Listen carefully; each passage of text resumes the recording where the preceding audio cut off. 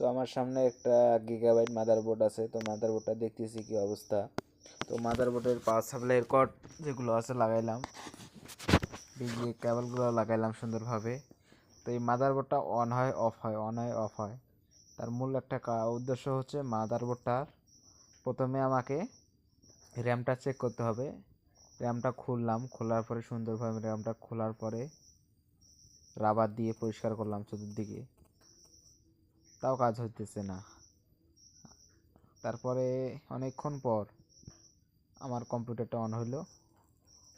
তারপরে একটা সাউন্ড করতেছে, এই সাউন্ডটা কোথা থেকে করতেছে ধরার জন্যে তারপরে আমি খুঁজতে খুঁজতে তারপর দেখি গ্রাফিক্স কার্ডে যে একটা সাউন্ড, সেই সাউন্ডটা ফির বন্ধ করে দিলাম। একটু নাট লুজ হওয়ার কারণে সাউন্ডটা বন্ধ করে দিলাম। পরবর্তীতে এইদিকে এদিকে সুন্দরভাবে কাজ করলাম আমি, রাব্বি হাসান।